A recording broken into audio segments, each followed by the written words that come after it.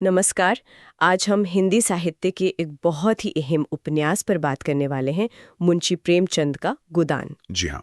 1936 में आया ये उपन्यास और आज भी उतना ही प्रासंगिक लगता है। बिल्कुल, इसे भारतीय ग्रामीण जीवन की कह सकते हैं त्रासदी का आईना माना जाता है। सही कहा। हमारे पास एक लेख के कुछ अंश है। हाँ। शीर्षक है गोदान, भारतीय ग्रामीण जीवन की त्रासदी। अच्छा। तो आज हम कोशिश करेंगे कि इन अंशों के जरिए उपन्यास के जो मुख्य विचार हैं, जो पात्र हैं और उस समय के समाज पर जो इसकी टिप्पणी है उसे समझें। ठीक है, तो चलिए शुरू करते हैं। तो कहानी का जो केंद्र है वो है होरी महतो, एक बिल्कुल आम किसान। हाँ, जिसका एक बहुत सीधा सा सपना है क्या? कि घर में एक गाय हो। बस एक गाय, लेकिन ये छोटा सा सपना भी कैसे वो जो उस वक्त की व्यवस्था है, सामंती व्यवस्था, जमींदार लोग। बिल्कुल, और वो कर्ज का बोझ जो कभी उतरता ही नहीं, उसके नीचे कैसे ये सपना कुचल दिया जाता है। यही उपन्यास का दर्दनाक सफर है। तो चलिए इस सफर पे निकलते हैं। कहानी हमें ले जाती है उत्तर प्रदेश के बेलारी गांव, है ना? हाँ, बेलारी गांव। और हमारा नायक होरी, लेख में जैसा बताया है, मेहनती है, ईमानदार है। भगवान को भी मानता है। हाँ, धार्मिक भी है। पर ये सारी अच्छी बातें भी उसे बचा नहीं पाती। किससे? वो कर्ज का जाल और जो शोषण है उसमें वो बुरी तरह फंसा हुआ है। और उसका वो गाय का सपना, लेख क्या कहता है इस पर? ये सिर्फ दूध के लिए थी गाय? नहीं नहीं, लेख इसी बात पर जोर देता है कि ये सिर्फ आर्थिक जरूरत नहीं थी। अच्छा। उस समाज में, गांव में गाय रखना मतलब इज्जत, सामाजिक रुतबा और धार्मिक पुण्य भी। ओ, तो ये पहचान से जुड़ा था। बिल्कुल। होरी के लिए वो गाय उसकी पहचान थी, उसके वजूद का सवाल थी एक तरह से। समझ गए। और इस मुश्किल लड़ाई में उसका परिवार भी तो है। हाँ, परिवार है। पत्नी धनिया। लेख धनिया को काफी साहसी और समझदार बताता है। वो आवाज उठाती है कई बार। बिल्कुल, वो ढाल बनकर खड़ी होती है। फिर बेटा है गोबर और बेटियां सोना और रूपा। और ये सब होरी के साथ उस चक्की में पिस रहे हैं। हाँ। तो ये चक्की चला कौन रहा है, मतलब होरी को दबा कौन रहा है? लेख में इसका जिक्र है। हाँ, लेख इशारा करता है कि ये कोई एक आदमी नहीं है, ये एक पूरा सिस्टम है। सिस्टम? कैसा सिस्टम? एक तरफ तो वो जमींदारी व्यवस्था है, सामंती ढांचा। गांव का जमींदार है राय साहब। राय साहब, नाम तो सुना है। हाँ, और दूसरी तरफ है साहूकार, जो कर्ज देते हैं और फिर ब्याज का ऐसा पहाड़ बना देते हैं कि किसान की पूरी जिंदगी उसे चुकाने में ही निकल जाती है। बिल्कुल। होरी बेचारा दिन रात मेहनत करता है, फसल उगाता है, पर जो भी कमाता है उसका बड़ा हिस्सा या तो लगान में चला जाता होगा। हाँ, लगान में या फिर कर्ज के सूद में। उसके हाथ कुछ नहीं बचता। क्या लेख में कुछ खास चेहरों का भी जिक्र है जो इस शोषण में सीधे तौर पर शामिल हैं, जमींदार के अलावा? हाँ, जमींदार राय साहब तो हैं ही। वो शहर में तो बड़े प्रगतिशील बनते हैं, लेकिन गांव में उनका रवैया शोषक का ही है। अच्छा, दोहरापन है मतलब। बिल्कुल। और लेख उनके कारिंदे दाता दीन का भी जिक्र करता है। दाता दीन, ये कौन है? दाता दीन पंडित हैं, ब्राह्मण हैं, धर्म के ठेकेदार, लेकिन वो भी इस पूरे शोषण के खेल में शामिल हैं। मतलब धर्म की आड़ लेकर। हाँ, धर्म की आड़ लेकर अपना फायदा देखते हैं। यहाँ तक कि धर्म भी एक हथियार बन जाता है गरीब को दबाने का। कितनी भयानक बात है। और इसी माहौल में इतनी मुश्किलों के बीच होरी गाय खरीदने का वो कदम उठाता है। हाँ, और यहीं से कहानी और उलझ जाती है। कैसे? जैसा लेख बताता है, होरी भोला नाम के ग्वाले से उधार पर गाय ले आता है। उधार पर मतलब और कर्ज? हाँ, और कर्ज। जब वो गाय घर आती है ना, तो एक पल को लगता है जैसे उम्मीद आ गई। एक रोशनी सी। हाँ, लगता है शायद अब सब ठीक हो जाएगा। पर असलियत यह है कि यही गाय उसे कर्ज के और गहरे दलदल में फंसा देती है। ओ, ये तो उम्मीद और नाउम्मीदी का अजीब सा खेल है। बिल्कुल। हर आशा अपने साथ एक नया बोझ लेकर आती है। और ये शोषण सिर्फ पैसों का नहीं था ना, गांव का जो पूरा सामाजिक माहौल था वो भी तो। हाँ हाँ, बिल्कुल। लेख बताता है कि गांव का समाज भी अंदर से बहुत बटा हुआ था। ऊंच नीच, जाति पाति, सब कुछ। पंडित दाता दीन जैसे ब्राह्मण हैं, उनका रुतबा है, जमींदार से करीबी है। फिर जिंगुरी सिंह जैसे पैसे वाले लोग हैं, उनका अपना दबदबा है। और गरीब लोग जैसे वो भोला। हाँ, भोला जैसे गरीब ग्वाले भी हैं। वो खुद भी व्यवस्था के मारे में हैं, लेकिन जरूरत पड़ने पर होरी जैसे और कमजोर पर अपना रौब दिखाने से चूकते नहीं। मतलब हर कोई अपने से नीचे वाले को दबा रहा है एक तरह से। हाँ, और इसी घुटन भरे माहौल में होरी का बेटा गोबर जवान हो रहा है। हाँ, गोबर। लेख उसे विद्रोही कहता है। है भी वो विद्रोही। वो अपने बाप की तरह चुपचाप सब सहने को तैयार नहीं है। उसे गुस्सा आता होगा ये सब देखकर। बहुत। उसे ये पुरानी रीतियां, ये अंधविश्वास और खासकर ये नाइंसाफी बिल्कुल बर्दाश्त नहीं। उसके अंदर एक बेचैनी है, वो निकलना चाहता है सबसे। और उसका ये विद्रोह कहीं दिखता है? हाँ, खुलकर तब सामने आता है जब वो भोला की विधवा बेटी झूनिया से प्रेम करने लगता है। ओहो, ये तो उस जमाने में बहुत बड़ी बात रही होगी। बहुत बड़ी बात। विधवा से प्रेम, वो भी बिना शादी के। गांव के जो इज्जतदार लोग थे वो कैसे बर्दाश्त करते? जाहिर है हंगामा हुआ होगा, पंचायत बैठी होगी। बिल्कुल। पंचायत ने होरी के परिवार का हुक्का पानी बंद करने की धमकी दी होगी, बहिष्कार की धमकी। और होरी ने क्या किया? लेख बताता है कि होरी खुद भी शायद समाज के डर से इस रिश्ते के हक में नहीं था। लेकिन गोबर, वो कहाँ मानने वाला था? वो तो विद्रोही ठहरा। हाँ, और जब दबाव बहुत बढ़ गया तो गोबर ने गांव की कोई परवाह नहीं की। वो झुनिया को लेकर शहर भाग गया, लखनऊ। तो ये सिर्फ भागना नहीं था? नहीं, ये उस सड़े गले गांव के सिस्टम से एक तरह का पलायन था, एक नई जिंदगी की उम्मीद में। अच्छा, तो अब कहानी गांव से शहर पहुंच जाती है, लखनऊ। कैसा रहता है शहर का अनुभव गोबर और झुनिया के लिए? लखनऊ वो तो बिल्कुल अलग दुनिया है। हाँ। लेख हमें शहर के मध्य वर्ग और अमीर लोगों की जिंदगी की एक झलक दिखाता है। यहाँ भी राय साहब जैसे लोग मिलते हैं। अच्छा, वो यहाँ भी हैं? हाँ, लेकिन उनके साथ मालती जैसी पढ़ी लिखी मॉडर्न सोच वाली डॉक्टर भी हैं, मिर्जा खुर्शीद जैसे रईस हैं, प्रोफेसर मेहता जैसे सोचने समझने वाले लोग समाज सुधारक भी हैं। तो कहानी में एक नया रंग आता है। हाँ। मालती और मेहता का भी जिक्र है लेख में, उनके बीच का रिश्ता। हाँ, उनके बीच की जो बौद्धिक बहसें हैं, उनका आपसी आकर्षण और टकराव, वो शहरी जीवन की अपनी कॉम्प्लेक्सिटीज को दिखाता है। मतलब परेशानियां सिर्फ गांव में नहीं है? बिल्कुल नहीं।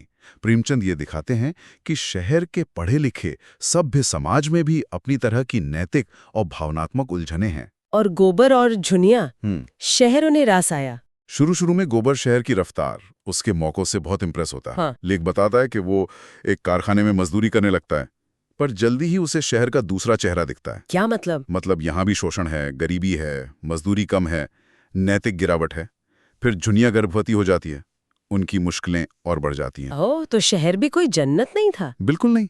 वो उम्मीदों का शहर कम, संघर्ष का एक नया मैदान ज्यादा साबित होता है। ये एहसास बहुत कड़वा होता है कि भागकर कहीं जाया नहीं जा सकता, ये सिस्टम हर जगह है। और जाहिर है गोबर के इस तरह जाने का असर गांव में होरी और धनिया पर पड़ा होगा। बहुत बुरा असर पड़ा।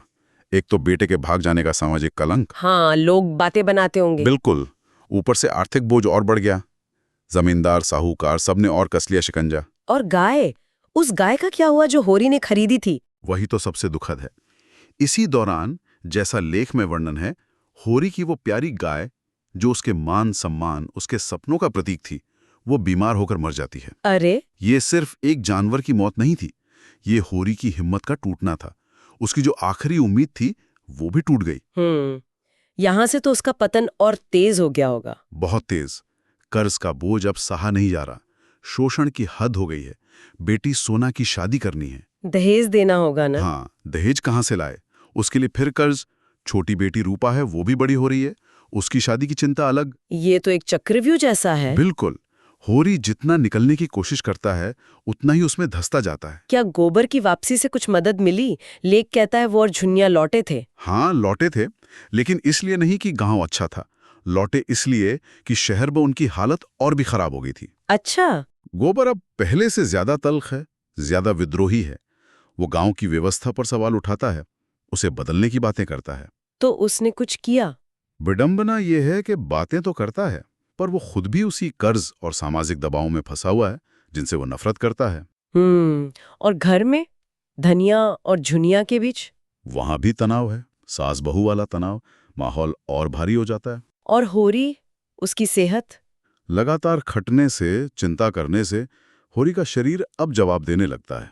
वो कर्ज चुकाने के लिए जैसे अपनी जान गला रहा है। और इसी बीच वो मंदिर वाला वाकया भी होता है ना? हाँ, लेखक उसका भी जिक्र करता है। बहुत मार्मिक है वो।